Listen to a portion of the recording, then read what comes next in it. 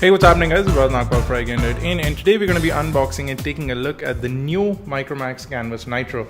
As you can see on the box, this is a new Micromax phone that is just announced today, and it's going to go on sale starting today as well. A couple of really interesting specifications on the box. It's got a 1.7 gigahertz octa-core processor, which is the MediaTek octa-core chipset.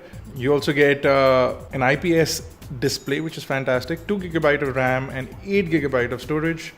You also have a 13 and 5 megapixel camera combination. So let's go ahead and take a look at what is inside the box of the new Micromax Canvas Nitro.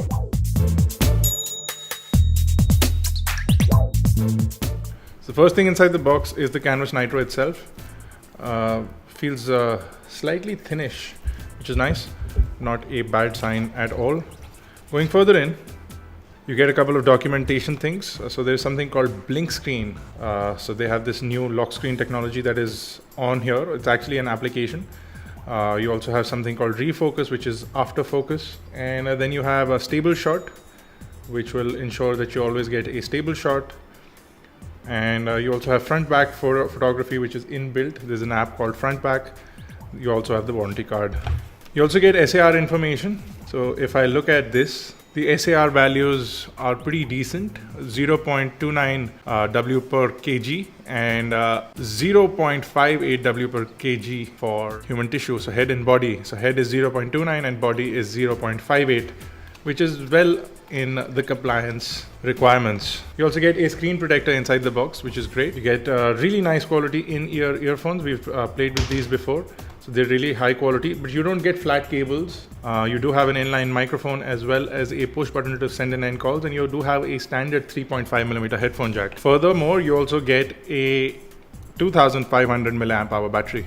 You also get a wall charger. Now, really good quality wall charger from Micromax. Really high quality in feel, finish, as well as design. You have the USB port on one side, so that's great.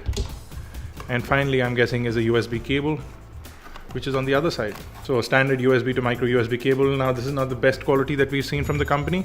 In fact, I wonder why they stopped making those flat cables, which were accepted and appreciated really well. It's time to take a look at the device itself. Now, as you can see with me, I have the blue color over here. So that looks really nice. It's got this leatherish finish on it, and you also have the stitching pattern on the edges, which is good, I guess. The back panel is removable, and you can remove it and replace it with any other color that you would like. But it's a good add-on, gives a slightly more premium finish to the back of the device. Now you can see you have your 2 SIM card slots along with a micro SD card slot. Both of these seem to be micro SIM card slots, so may not be appreciated by a lot of people, but you do have that here. I'm just going to pop in the 2500 milliamp hour battery, and I'm going to close the back panel. Let's do a one over with the device. So over at the front of the device, you have a 5 megapixel front facing camera. It appears to be a fixed focus camera according to the specifications on the box. I'm going to test it out when we turn it on. You also have the earpiece along with a 5-inch HD display. So this is a 1280 by 720 pixel display. And you have the 3 touch capacitive buttons at the bottom. At the bottom of the device, you have the micro USB charging as well as data syncing port and the main microphone. On the right side is the power lock and unlock button. On the top is the 3.5mm headphone jack, and over to the left is the volume rocker. On the back is a 13 megapixel autofocus camera along with secondary microphone for video recording audio as well as noise cancellation, and you do have a dual LED flash. One is an amber and one is a white light. You get the Micromax logo along with the speakerphone at the bottom, and like I said, this has this leather finish that not only looks like leather but also feels like leather. May actually be plastic, but it has this really nice touch and feel to it. So let's go ahead and set it up. I'm just going to quickly go ahead and set up the device. So this is called their little introduction that they've done for the device. You can see that they have a quick look application that is preloaded. So to access quick look, simply swipe left on your home screen. It's like blink feed. It's exactly like blink feed. You also get your weather information. You can also aggregate your feeds, which is fantastic, and you can also see stories from Facebook, etc. So this is what the home screen looks like. Now this has been highly customized, and if you pull in from the left, you essentially get blink feed, or what Micromax is calling quick look. And if you scroll further, it's exactly like blink feed. You can pull in from the left and you can aggregate your feeds, social feeds, technology, etc. If you go into technology feeds, you'll get updates for technology over here as well. So fantastic. You can customize this according to your requirements. The user interface has been customized, so no action attached to this gesture. So that means that I can customize my gestures by going into my settings on the home page.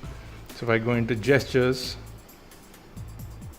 pinch in will open up one of the gestures, which is great. So they have these gestures built in, which is great. So I can pinch in, pinch out, flick up, flick down, etc. And then you have your settings. If you go into the about device over here real quick,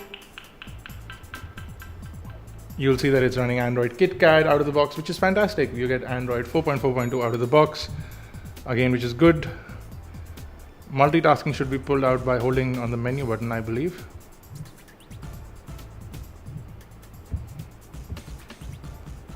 So yeah, you can pull out, but very standard multitasking panel, so no customizations on that. If you come into the all app lists, a bunch of bloatware over here. So you get Book My Show application, backup and restore a clean master application, phone clay, that possibly allows a bunch of things on this. You have your games club, you have your get it application. So that's there. Hit out heroes, grown away games. So a bunch of games here, Me Games, Me Doodle application, Me Insurance application, Me Live application, Me Security application, and a Me Unlock application. So a bunch of these apps. You also have the SwiftKey keyboard preloaded. Where's My Water, download this thing, a download app, as well as a Truecaller download app, or I'm sure it's pre-installed. You also have Smash It as a game preloaded. And you have the Yatra.com application. So there's a bunch of bloatware on here, which I'm pretty sure you cannot remove if you wanted to. Let me see if I can. So if, for example, I don't want the Yatra.com application, I can uninstall it. Let's see. So it's gone, and let me see if I can get rid of it. It's completely gone, which is great. So you can uninstall these applications if you don't want them. So if I don't want Hit Out Heroes, I can get rid of that as well. And you can't get rid of Micromax's proprietary applications. So I can't get rid of Games Club, I'm assuming. Yeah, I can't get rid of Games Club. I can't get rid of the Hike Messenger, for example. I can't get rid of, which I don't want on my device. So these things you can't get rid of, but a bunch of things you can, which is great on the device. So you can get rid of some of the applications, including Yatra.com, which I definitely did not need. So that's a quick look at the user interface. Let me pull up the camera, which is a 13 megapixel camera. And I want to see the interface on this. So it gives you a quick tutorial, so you can move those things around, and you can scroll to view more capture modes, etc. You can pinch in to zoom, which is great, and you're in the camera. You also have gesture shot enabled, so whenever a V is detected, it'll click a picture. I don't know how well that works, but it'll probably need a human to click. So if I like to click a picture of my toys over there, you can do that. Now you can change modes by swiping left or right. You have a bunch of modes there. If I go into settings, turn GPS location on or off, white balance settings, scene modes, anti-flicker is on auto. So I put it to 50 Hertz, put it to 60 Hertz. Does not make a difference right now. My lights are just too bright. You also have voice capture, face detection, smile shot, HDR, auto scene detection, a self timer mode, continuous shots up to 40 shots, and a picture size of 13 megapixel. In video, you have a high, medium, low, and fine video quality, but I'm assuming it does at least 1080p video, which we're going to check out much later on. I'm going to quickly pop open the browser, which is Chrome, and let's open up iGyan and see what that looks like. So really smooth, the user interface in the browser, really smooth, no complaints with that whatsoever. It's still loading up, so it's a little slow to load up, but once it does load it up, I'm sure it'll, yeah, so now that it's loaded up, it's pretty smooth. You can zoom in, pinch out, Again, that's smooth. If I switch from portrait to landscape, that's also pretty smooth. So overall good experience with the browser, at least out of the box it is. Maybe after some time we'll give it a onesie over and we'll have a look at that.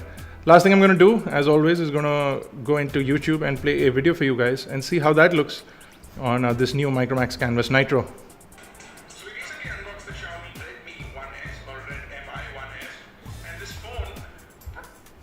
So the video is lagging quite a lot. In fact, I don't know if that is due to the application or due to the device. The device seems fairly capable. It's really smooth otherwise. So I'm assuming I'll give it the benefit of the doubt, but if the video is lagging, then that's not good at all. But the video is lagging out of the box, and we'll have a look at that in some time.